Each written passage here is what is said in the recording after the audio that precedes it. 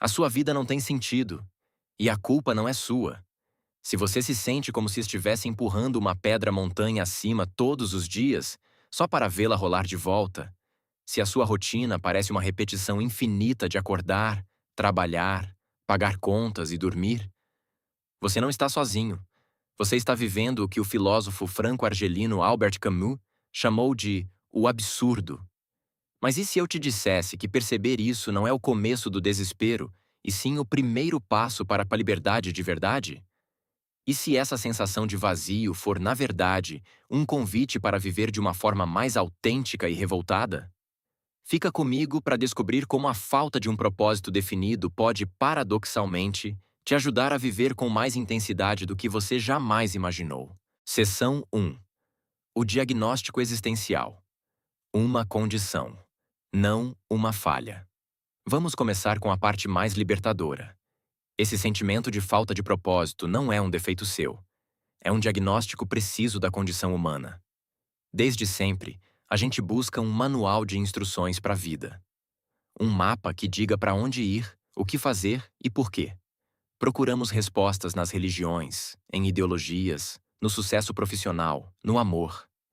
Mas a verdade, segundo filósofos como Albert Camus, é que esse manual nunca existiu. Um dos pilares do existencialismo, principalmente na visão de Jean-Paul Sartre, é a ideia de que a existência precede a essência. O que isso quer dizer, em bom português? Que primeiro a gente existe, é jogado no mundo, e só depois, através das nossas escolhas, definimos quem somos. Não nascemos com um destino traçado ou um propósito divino. Nascemos como uma tela em branco. E essa falta de roteiro, que causa tanta angústia, é também a fonte da nossa maior força, a liberdade total. É exatamente o choque entre o nosso desejo desesperado por um sentido e o silêncio indiferente do universo que Camus define como o absurdo. Não é que o mundo seja absurdo, nem que nós sejamos. O absurdo é o divórcio entre nós e o mundo. É o nosso grito por respostas ecoando no vazio. Seção 2. O mito de Sísifo. O retrato da vida absurda. Para ilustrar isso, Camus usa uma história da mitologia grega. O mito de Sísifo.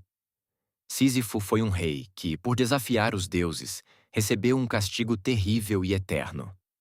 Ele foi condenado a empurrar uma rocha gigante até o topo de uma montanha, só para, um segundo antes de chegar, vê-la rolar de volta para baixo. E ele precisa descer e recomeçar. Para sempre. Camus viu nesse mito a metáfora perfeita da vida moderna. A rotina do trabalho, as tarefas repetitivas, muitas vezes sem um propósito claro, para no fim do dia voltar para casa e começar tudo de novo na manhã seguinte. Segunda, terça, quarta, a mesma pedra, a mesma montanha. Um trabalho que parece inútil e sem esperança. É a imagem mais crua da nossa existência absurda. O momento realmente trágico, segundo Camus, acontece naqueles raros instantes de consciência. É quando Sísifo está descendo a montanha. Naquela pausa, ele tem tempo para pensar. Ele vê a pedra lá embaixo, sabe que vai ter que empurrá-la de novo e entende a futilidade completa do seu destino. É ali que ele encara o absurdo de frente. É o nosso momento de acordar no meio da noite e pensar: é só isso? O que eu estou fazendo da minha vida? Seção 3. As rotas de fuga. Que não levam a lugar nenhum. Diante dessa consciência dolorosa, Camus diz que a maioria das pessoas escolhe uma de duas rotas de fuga. A primeira é o suicídio físico. Se a vida não tem sentido, por que continuar? Camus leva essa questão muito a sério, dizendo que esse é o único problema filosófico realmente importante.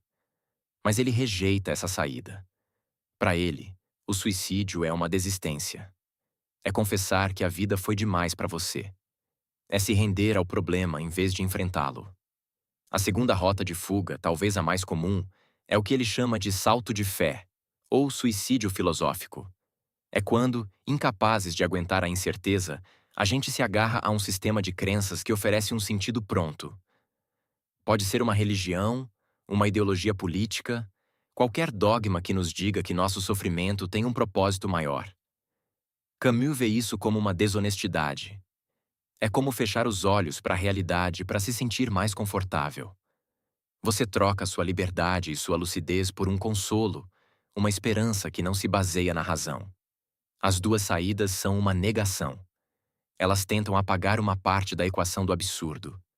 Mas Camus propõe um terceiro caminho. Mais difícil, mas infinitamente mais poderoso. Seção 4. A revolta. A liberdade de viver em tensão. A terceira resposta, a única que Camus considera autêntica, é a revolta. Mas calma, revolta aqui não é pegar em armas para destruir o absurdo, porque isso é impossível. A revolta é viver apesar do absurdo. É olhar para a falta de sentido do universo e com total consciência dizer: eu sei, e mesmo assim eu continuo. É manter o absurdo vivo, mantendo essa tensão constante entre nosso desejo por sentido e a indiferença do mundo. É aqui que o jogo vira. Sua vida não ter um sentido pré-definido não é o fim, é o começo. Se não existe um roteiro, você é livre para agir. Se não há um propósito imposto, você tem a liberdade absoluta e a responsabilidade total de atribuir valor às suas ações. A ausência de sentido não é um vazio a ser temido, mas um espaço de liberdade. A vida deixa de ser um problema para ser resolvido e se torna uma experiência a ser vivida. O sentido não é algo que você encontra, mas um valor que você afirma com suas escolhas. Pode ser o amor que você dedica à sua família, a paixão que você investe no seu ofício, a beleza que você cria, a luta por uma causa justa, ou simplesmente a atenção plena a um pôr do sol. Essa é a nossa liberdade radical. A capacidade de dar valor à nossa própria vida. É assustador? Com certeza, porque a responsabilidade é toda nossa. Mas é isso que nos dá dignidade. Seção 5. Imaginando Sísifo feliz. Isso nos traz de volta a Sísifo, descendo a montanha. O ensaio de Camus termina com uma das frases mais famosas da filosofia. É preciso imaginar Sísifo feliz. Feliz? Como alguém condenado a um trabalho fútil e eterno poderia ser feliz? Sísifo é feliz porque ele está consciente de sua condição, e mesmo assim, não se desespera. Sua felicidade não está em um futuro onde a tarefa acaba, porque ela nunca vai acabar. A felicidade dele está na própria luta. Ao abraçar seu destino, ao desprezar os deuses que o condenaram, Sísifo se torna superior ao seu castigo. A rocha é dele. A montanha é o mundo dele. Cada grão daquela pedra, cada instante daquela subida, pertence a ele. A felicidade de Sísifo é a felicidade da revolta. É a alegria que vem de encarar a tarefa sem esperança, mas também sem desespero. Ele tem sua vida, sua rocha, sua consciência. E isso basta. A própria luta para chegar ao cume é suficiente para preencher o coração de um homem. Nós somos Sísifo. Nossas pedras são as nossas lutas diárias. E a felicidade não está em chegar a um topo definitivo onde tudo se resolve, mas em encontrar força e dignidade na própria subida. É a felicidade que nasce de uma vida vivida com revolta, liberdade e paixão, em plena consciência de sua condição absurda. A jornada de hoje nos leva do vazio a uma percepção de imensa liberdade. A vida não vem com um manual, e a culpa por se sentir perdido não é sua. Mas a responsabilidade e o privilégio de preencher essa vida com suas paixões e seus valores, isso é com você. A falta de um sentido imposto não é uma maldição. É o que nos permite ser os donos do nosso destino.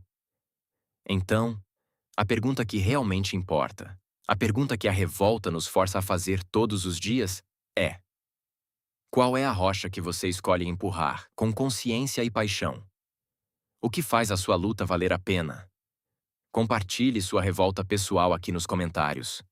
Vamos transformar este espaço em uma comunidade de Sísifos felizes.